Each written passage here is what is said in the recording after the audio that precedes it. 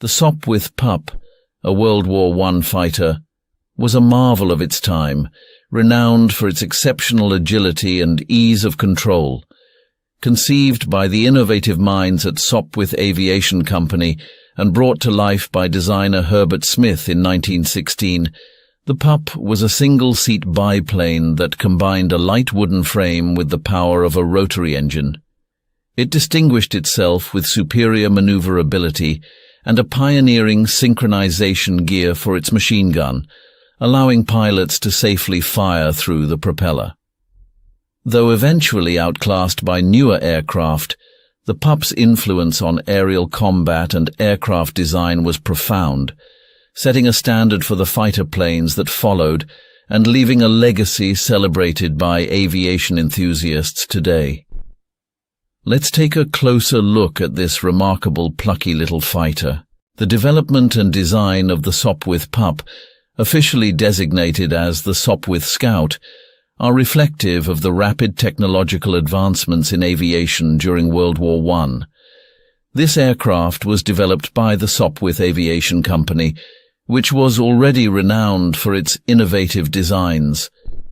Herbert Smith, the chief designer at Sopwith, was tasked with creating an aircraft that would be lighter, more agile, and faster than its predecessors.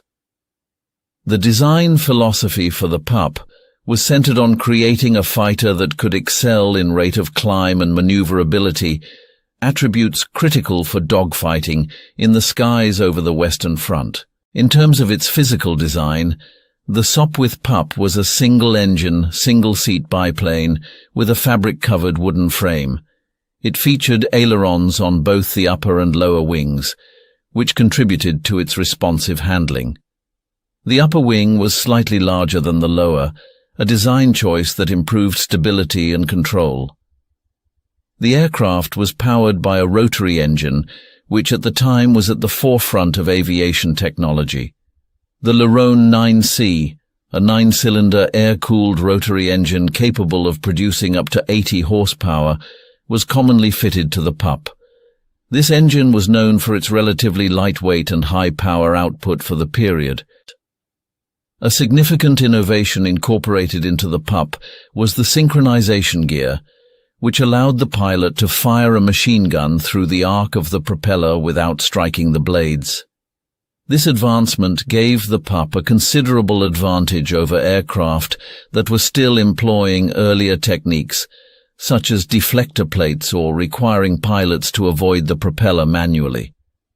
The Pup's design allowed for quick and straightforward manufacturing, which was crucial during wartime. Its simplicity also made it easier to repair and maintain in the field. Pilots appreciated the Pup's benign flying characteristics, which made it forgiving for new aviators while still being a potent machine in the hands of an experienced pilot. The prototype Pup first flew in February 1916, and after successful testing and evaluation, it went into production shortly thereafter. During its testing phase, the aircraft demonstrated excellent climb rates and agility, which led to its rapid acceptance by the Royal Flying Corps and the Royal Naval Air Service. Despite its successes, the Pup was not without limitations. Its armament, typically a single Vickers 303 caliber machine gun, was less than that of some contemporaries, which often carried 2 guns.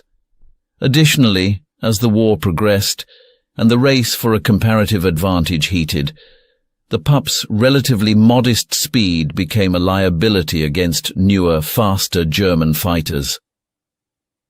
Nonetheless, the Sopwith Pup's design represented a significant leap forward in fighter aircraft technology.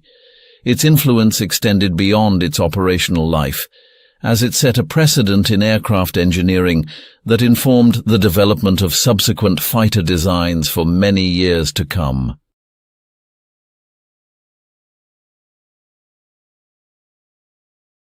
The operational history of the Sopwith Pup is quite fascinating, reflecting the dynamic nature of aerial combat and evolving nature of aircraft during World War I.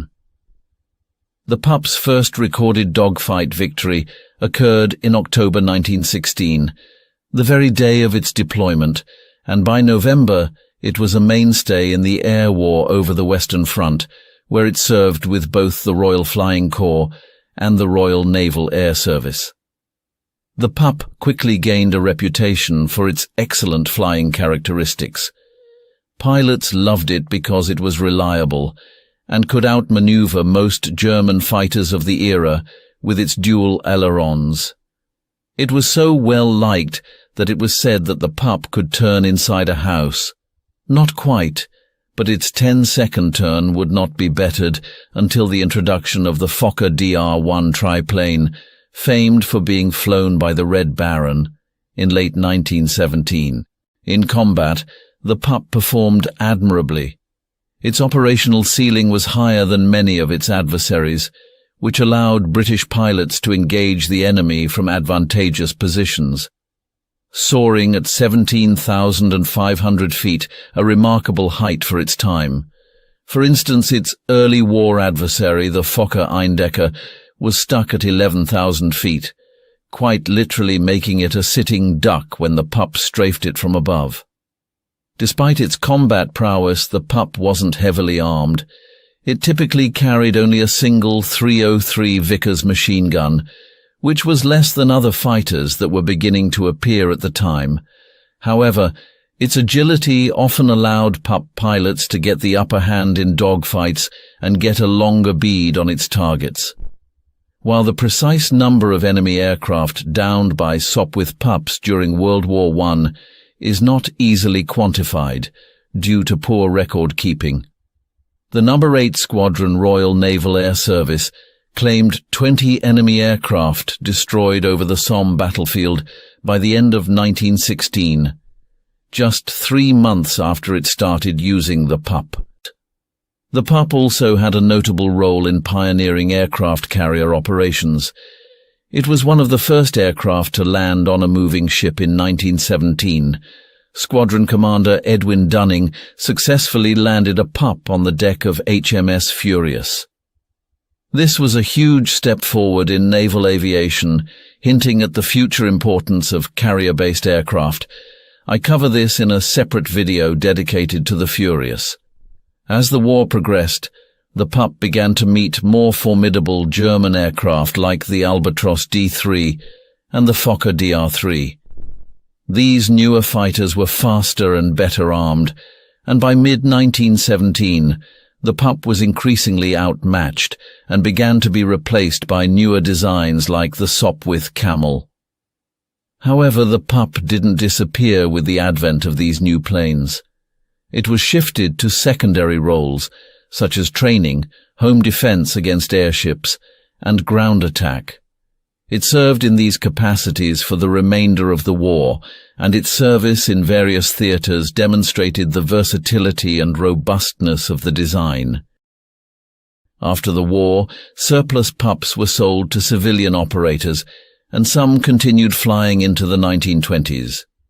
The operational history of the Sopwith Pup, while relatively brief, was marked by a strong record of service and innovation that contributed significantly to the future of aerial combat.